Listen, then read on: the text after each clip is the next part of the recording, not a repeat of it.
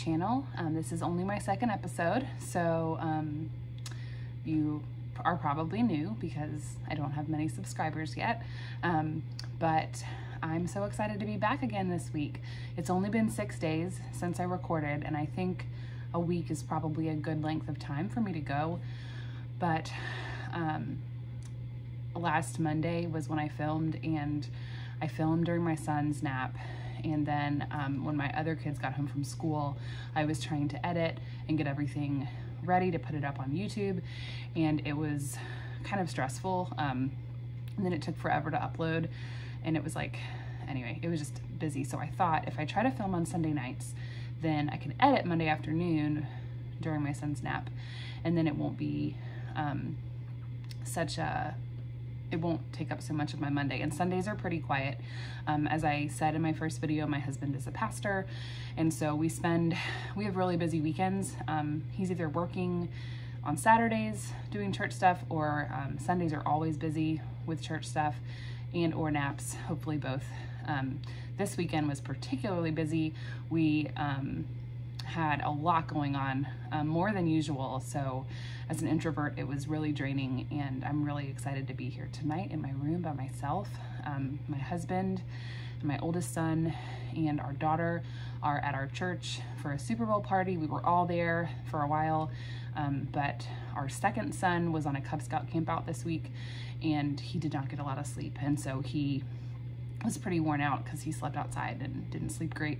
And then our youngest is not quite 2, and he needed to go to bed. So I was happy to bring them home and kind of reset the house a little bit, and then sit in my quiet room and talk about cross stitching, because I love this. So I have some notes this week. I have kind of a list of things that I wanted to talk about just going forward, and a lot of them are like not time sensitive at all. They're just things that I've thought about that I wanted to mention, but I don't want this video to be like an hour long. So I have some things to share. And last week I spent a lot of time talking about who I was and stuff, and so this time, in order to get it off to a fun start, I have one new start this week. Actually, I just started it today. I'm going to talk later about visiting my friend Sarah last night, but she and I are doing this together, and we are using the same fabric and everything, and so I was just so excited after being with her to start it, even though I have a lot of other things to work on. But we are starting Nutcracker Village by Country Cottage Needleworks. So this is it's not a stitch along, but it's got 11 parts, and the first part came out in December. Oh wow, this glare is going to be really bad. Let's see. There we go. So that is the middle of it. It's like 4 across. I'm going to try to adjust this light so the glare is not so bad. I don't know if that's any better. There's 4 across the top, and then this is in the middle, and then there's 2 on either side, so like 3 sections in the middle, and then 4 on the bottom. This part is the biggest. It's all the other, I think all the other sections are the same size, and this one is like twice as big, maybe, I'm not sure. But so far there's 3 patterns have been released. There should be another one this month, and I was telling Sarah that if anybody knows, if anybody else is doing this, I don't know when the next one comes out. I think it should come out in February, because I think this first one came out in November, and then there's been 2 more, so there should be one in February, and it's not out yet, and I really want to know, I really want to see it. The other 2 that are out are, what is it called? Sugar Plum Sweet Shop. So I have the pattern on the back of this. So this is the second one, Sugar Plum Sweet Shop. It's a little ballerina, or I guess it's a sugar plum fairy. And then the third one that's out is the Chinese Tea Room. And as you can see, these are like finished on look like almost like little pillows or ornaments or something. But Sarah and I are both finishing them, or stitching them on one big piece. So this is as far as I've gotten. I did this afternoon. This is the very middle. It says Nutcracker Village. I didn't get very far because of children. I'm gonna show you a picture. I was working on this. I was watching some Flosstube and working on this, and then my toddler got up from his nap and my older kids got him up, and he came downstairs and was not pleased. You can see from his face that he did not want me to be stitching, and so I ultimately put it away because he had like oranges on his hand and I didn't want it to get dirty. So Sarah and I were together last night, and I had ordered our linen together. This is raw silver Belfast linen, 32 count. We're stitching 2/2. So I ordered, we were trying to get free shipping, so I ordered stuff from Fat Quarter Shop, linen for both of us, and this was the first time we'd seen each other since we got it. I got it in the mail, so I took it with me and we measured it. This is a 20 inch by 26 inch piece, and in order to have like a 3-inch margin on each side, it needed to be like 20 by 21 inches. So we cut about 5 inches off of one end, and we used I can't remember what it's called now. I'll put a picture up and like put it under here, but it's like this little, I'm not gonna look for it. It keeps the edges from fraying. Sarah does have a sewing machine. I'm hopefully getting my mom's soon, but we don't know how to serge. We're hoping to learn, but for now we're using this little like liquid stuff that kind of seals the edges and keeps it from fraying. So we did that together and let it dry while we were there, and then I got started. So Sarah is further along than me. She has already done all of the words. I know that Kimberly Jolly from Fat Quarter Shop is stitching this. She shared her progress a couple weeks ago on her Wednesday episode of Flosstube. But I'm just loving this. And Sarah also, while I was there, I'm gonna show you some stuff I got from her and other things later, but she is selling me on floss tags. I've been mostly just using bobbins, but she has been using floss tags. So she hole punched a bunch of these for me, and I this afternoon put all my floss on the floss tags. And this is all just DMC. The patterns call for Classic Colorworks. That's the main one, but they have the DMC conversion. So we're using DMC because we're both really new to stitching, and we don't really feel like we are making the most use of, like, we're just happy to be stitching right now. Maybe when we get more into it, we'll try some of the fancier floss. Sarah actually is doing some for other projects, but for this one, we're just doing DMC. And so anyway, I really love how this looks. I understand the appeal of floss tags.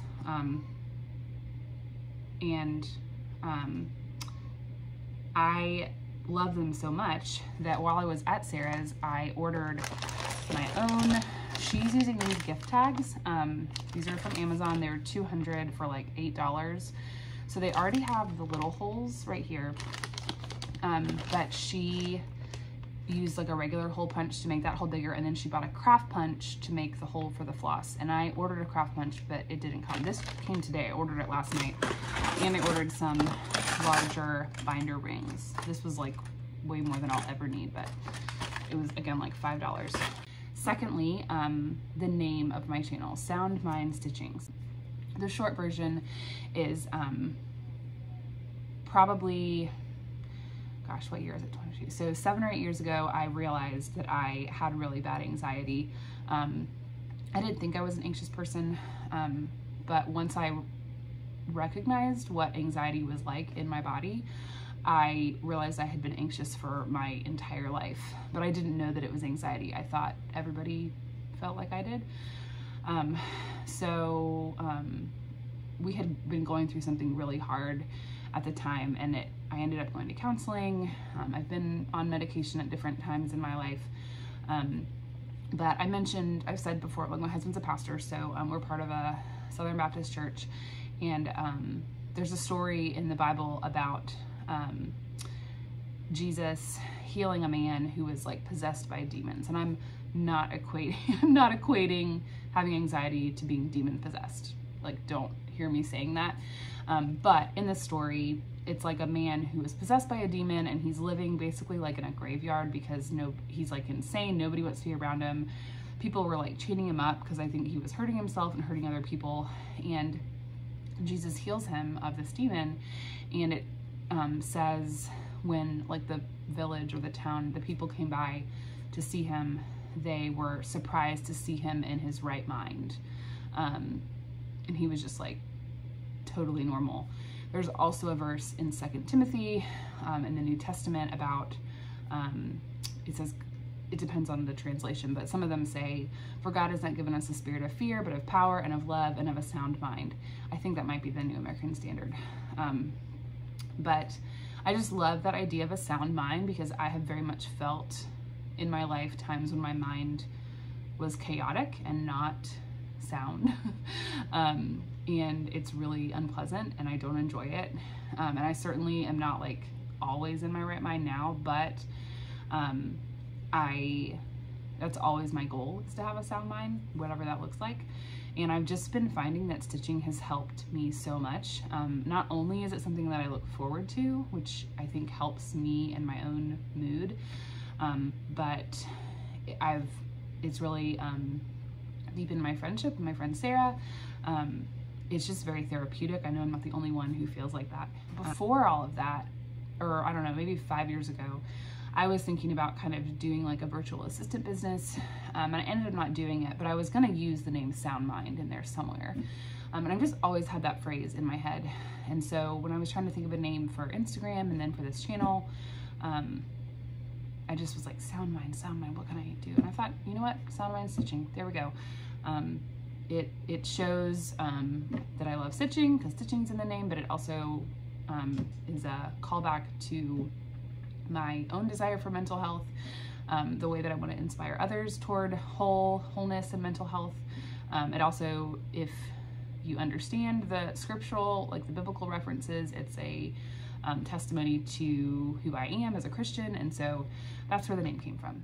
I am very passionate about mental health and seeking help when it's needed, and all the different options available, whether it's counseling or medication or both.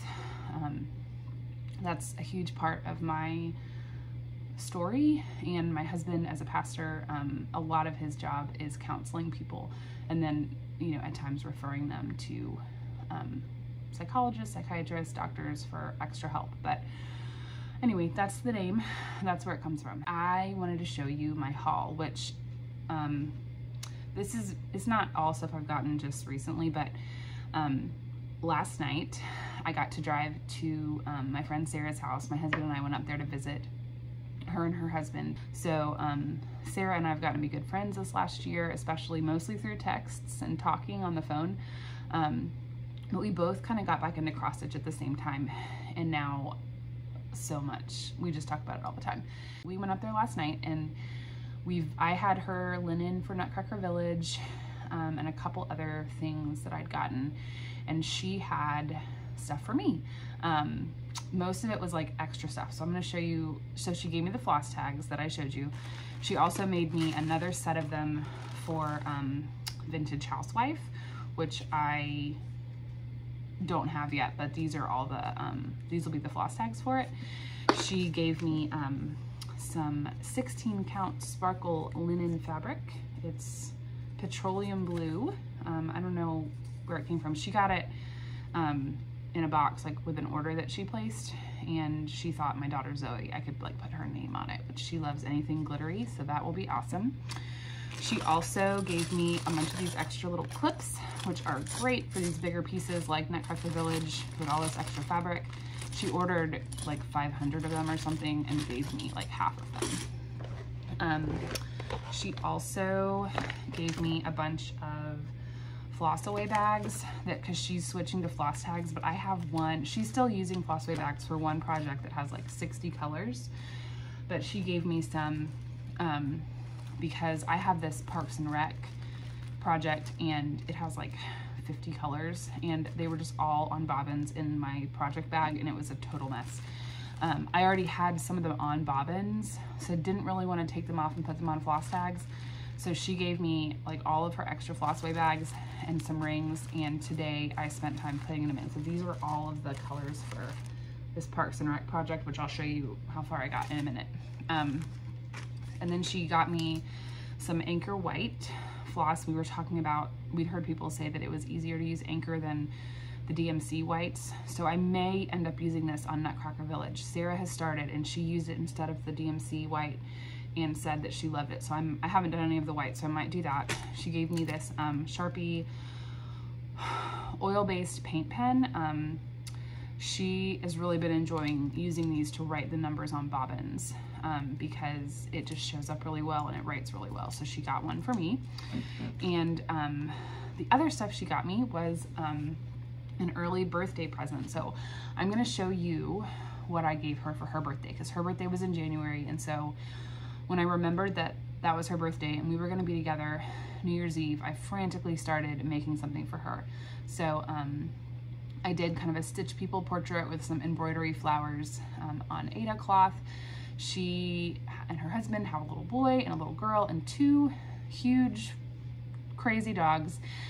So this was my best rendition of their family, and I gave this to her, and it's not perfect. I tried to make it as perfect as I could. The finishing was not great. It was my first time using sticky board and I learned a lot, let's just say that.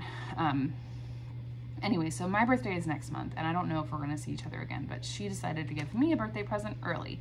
So I'm gonna show you what she got me because it's just so fun. The first thing is she stitched me a bookmark. This is all cross stitched. I think she found the pattern on Etsy. She said she picked all, I don't know if it was monochromatic, but she chose the colors. And this is like, my clothes that I wear are like relatively neutral, and she's the same way, but I do love like fun colors and I love to read. And there's some plants on here, and then she said this was a plant, but she changed it to a coffee cup. And she like wasn't super happy with it, how she finished it, I guess, but I think it's wonderful and I can't wait to put it in one of my books. So that was the first part of my present. And then the second part, this is just such a great idea. If you have a friend who likes to cross stitch or embroider. So she bought a pattern on Etsy. This is the pattern, Tulip. It's Julia Stitch Art UA. I'll put the link in the description. So she bought the pattern and we're gonna do it together. She basically kitted it up for me. This was just from Etsy, just a couple dollars. She gave me sticky board. You can't see it, sticky board, some fabric. I can't remember what it was. A little hoop that I can stitch it in, and all the floss, DMC. We're not gonna do the green. She knew, and she was like, the green background is too much. Like, we're not gonna stitch all that green, and I agree. That would be a lot, and I don't love that background color. So we're just gonna stitch just the pot and the flowers on that fabric. And then she got me a frame to put it in, and she said, you know, wouldn't it be so cool if we both do it and we both have it on our desks where we do a lot of our stitching and stuff, and it will remind us of each other. And she said that it was called Friendship Cross Stitch, and I think that should be a thing. I think everyone who has a friend should do Friendship Cross Stitch. So I'm thinking, I've got 11 months until her birthday, but I'm like, man, next year I'm gonna do this for her. We're gonna stitch something together. And this is really small. It's hold on, let me look. It's, you know, you saw the frame. It's like 3, I think actually it'll be even smaller. This calls for 14 count, and I think she said this is 18 count, but it's only gonna be a couple inches. A couple inches by a couple inches. So I'm so excited, and I thought that was such a great birthday present, and just couldn't have asked for anything more. Let's get on to my whips, and then stay tuned to the end, because I watch a lot of Flosstubers, and they all, not all, but some, like Chris Cross Stitch, Pam and Steph on Just Keep Stitching, they have these little segments, right? And I'm like not a creative person at all, and I don't want to try to like be something I'm not, but I decided that I'm going to have a segment called Creepy Cross Stitch at the end of every video, where I share something creepy that people used to stitch. Maybe they still do, I don't know. And I'm going to show it to you. And this week it came from Sarah's house, because her mom used to cross stitch, and Sarah was at her parents' and found all her mom's cross stitch stuff, and her mom let her have it, and we looked through it last night. There was a couple things she made copies of. These are like patterns from like the 80s. They had a whole pattern of music, like how to stitch different instruments, and my oldest son is in band and plays the tuba, so I have a tuba pattern. But in the process of going through, there was a lot of creepy things. I may have to just have her send me some more pictures for future episodes, but I found the ultimate creepy cross stitch, so I'm going to show you that after I show you my whips, and it's very good. So I'm going to show you, I basically have three whips and one update. So last week I showed you my pandemic sampler. I'll show you the picture of, I haven't worked on it at all this week, but this is where I'm at, by sarcygurl on Instagram. It's a free pattern. I didn't say that I'm stitching it 1/2 on 32 count Belfast linen. Sarah very helpfully asked me, after she watched my video, she said, you know, did you say you were stitching it 1/2? And it's like, no, I forgot to. And she knew that I was, because we talk about our stitching all the time. So anyway, I'm doing that in case you watch that video. That's what I'm doing. So the first thing I worked on at the beginning of the week since last week was, oh, quick pause. This is for my husband. So Christian, stop watching for like 2 minutes. I don't think I'm gonna be able to keep this a secret, but anyway, this is the one for him. So it's Stitcherovia in the Garden. I was working on the carrot last week and I finished the carrot. It's so cool. It's like 3 different colors, kind of back and forth, and the branches were really fun. We actually have carrots growing. They're not doing great, but we do have carrots in our yard, in our garden right now. And once I finished the carrot, I was really into this one and really enjoying it. And then once I finished the carrot, I kind of said, you know what, I'm gonna pause and work on something else. But I mapped it out. This is a picture of the whole pattern. I kind of counted how many motifs there are, and obviously some are bigger than others, but I think I'm gonna try to do maybe like 1 a week, maybe if it's a smaller one, a couple a week, and I'll be able to finish it by his birthday, which is in July. So that was in the garden. The other thing I spent once I finished the carrot, I started working back on Santa's House, which is a tiny modernist pattern. Whoops, my magnets are all sticking. I bought it on Etsy, and I'm gonna show you where I was at last week. I took this picture the day after my video because I thought, oh, that would be smart to track my progress. So that's how far I got. And this is where I'm at now. So I have made some like really, really good progress. I finished this entire room here and started working on, I had a little bit of this room. I had the girl, I showed you her, that's Elsa / my daughter. And I finished, well, no, I haven't finished that whole roof. I ended up doing this room. I was gonna finish this room, and then I just decided to do the entire outline of the house. So all of the bricks here, and then like the, I guess it's supposed to be like the wooden floor and walls, because now it's a lot easier to figure out where to stitch, now that I have kind of some markers. I was gonna talk about this piece for a minute because this was kind of the first big thing I started working on when I got back into cross stitching, and I started over here on this side. I started with like the chimney and the roof because actually I take it back. I kind of started in the middle and did some of the wooden parts to kind of have the center. Then I counted off. I gridded it with a erasable pen and started on the chimney. And I actually did the whole chimney and down to the roof before I realized, and maybe part of the fireplace, before I realized that I was using the wrong color. It was a color from the pattern. It was a darker gray. It was like 169, but it was supposed to be 02. And at first I showed it to Sarah and I was like, oh my gosh, I used the wrong color. What do I do? Should I leave it? And she's like, well, it's still gray.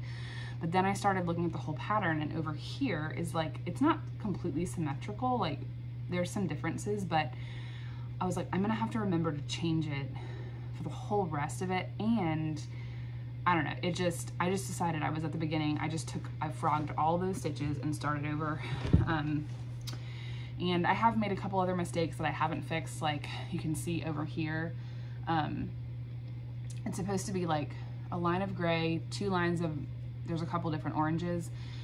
And first of all, I brought the floor over 1 stitch too far. And then I thought, well, that's not a big deal. But then I should have just done 1 line of the gray, and I did 2, so whatever. But okay, first of all, my 4-year-old daughter isn't gonna care. But also, like, I mean, it's not noticeable. I don't have a ton of time to stitch, and so I don't wanna be super anal about it, because it takes the joy out of it if I spend all the time I have taking out stitches. So I think I'll be back to working on this week. Again, my daughter's birthday's in April, and there's a good bit of back stitching on this, so I want to finish up the actual stitching so that I can get the back stitching done and get it finished. And I'll show you the final version. Like I said, I did the outline. There's still a good bit of stitching outside of the house. There's the trees and the houses on the one side that I haven't done. There's some big trees. There's all the reindeer. There's like some nutcrackers and a snowman. So this is a pretty intensive project, but I am really enjoying it, and my daughter loves to come see what I'm doing on it and see what I've done. So those 2 were kind of my focus piece, finishing the carrot and working on Santa's house. Then I had already kind of planned this month. I'm a huge Parks and Rec fan. I shared that last week. And I have this pattern from 2 Little Kits. She's on Instagram and on YouTube. She's a Flosstube. She's a Parks and Rec sampler, and if you've ever watched it, you know that a thing in the show is Galentine's Day. So today, February 13th, is actually Galentine's Day. Last year, I got to go see a good friend, and we had a bunch of other friends over for a Galentine's Day brunch, and it was super fun. But in honor of Galentine's Day, I decided that this weekend, whatever stitching time I had, I would work on my Parks and Rec sampler in honor of Galentine's Day. So all I had was some of the back stitching on the one side. So I didn't actually have a ton of time to work on this.